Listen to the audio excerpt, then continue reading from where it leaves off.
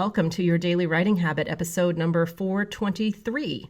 If you're writing a book or thinking about it, or perhaps you've started writing your book, but you need some help finishing it, or maybe you would like some help reaching more readers to let them know about your book, you are in the right place.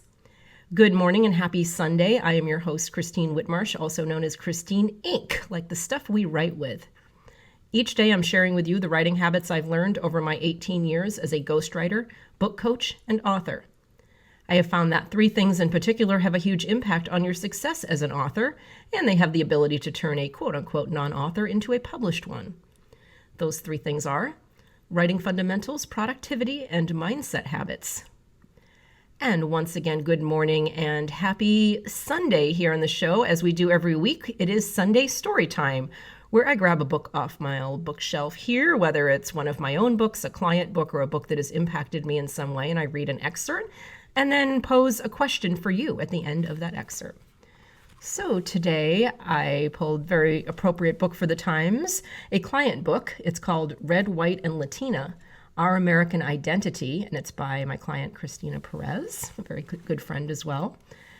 And of course, I went right to the racism chapter. I think it's very good to revisit these things, even books that you think you've read on timely subjects, read them again.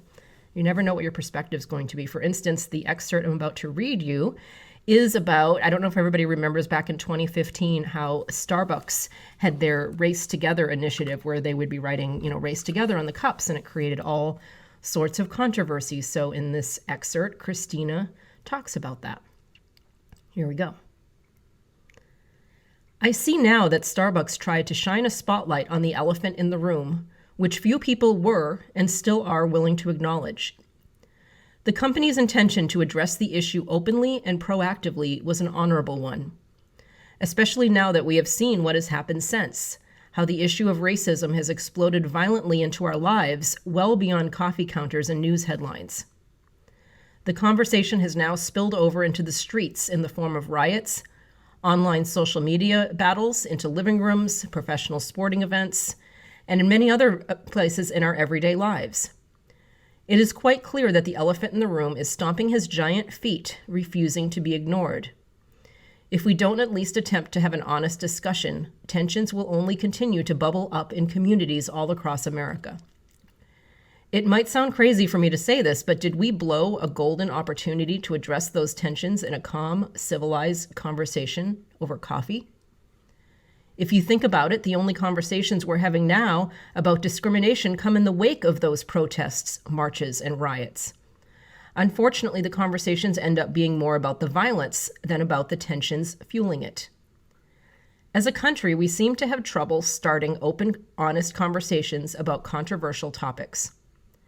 It is difficult, if not impossible, to force people to break into spontaneous conversations about a sensitive topic, especially racism.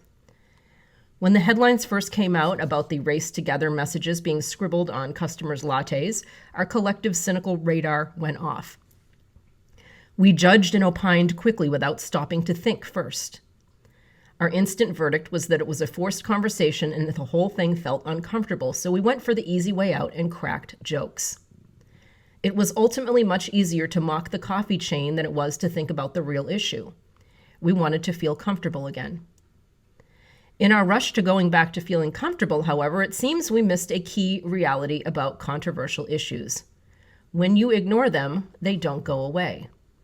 They remain just under the surface of our lives, growing more tense like a giant elastic band, stretching tighter and tighter, waiting to snap. What is feeding this tension? What is stretching the elastic band? Well, for one thing, denial. In many people's minds, if a problem doesn't affect them, it's not a threat, and therefore it does not exist. Like cancer. The thing about a cancer, whether physical or social, is that if it exists, you are never immune to it. If it's a threat to someone else, it can be a threat to you. It's disturbing that we can be in such denial that the problem still exists. We're in denial about our diversity as a country, and that denial has led to ignorance of the problem. We're a veritable rainbow of racial diversity, but when we avoid the issues of racism and discrimination based on skin color, we're pretending that we're not diverse at all. We're pretending that we don't need to talk about the problem and that it will go away by itself. The tension generated by our denial, our defensiveness, our silence, and our outright avoidance of the issue has festered into anger, bitterness, and resentment. The cancer is spreading. So what do we do about it? We talk to each other. It doesn't have to be over a coffee at Starbucks, but it has to be somewhere. We need to release this tension and attack the cancer head on in order to have any hope of curing it. Our conversations might well be the cure. The most effective conversations we will have with each other will not be forced or contrived or media-driven. The conversations that will create the most change will be the real ones that we have with each other, one-on-one. I believe it will be the personal, not public, conversations that matter in the long run. And that, again, was an excerpt from a client book. It's called Red, White, and Latina, Our American Identity by Cristina Perez. And that is available on Amazon, of course, or just redwhiteandlatina.com.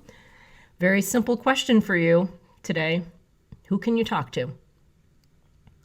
That's all I have. Thank you for joining me here on Your Daily Writing Habit, where I am helping you write and finish writing an awesome book. And as always, you're free to chime in on today's show and all the other ones in my Inc. Authors group on Facebook. Thank you for being here. I so appreciate you. Until tomorrow, happy writing.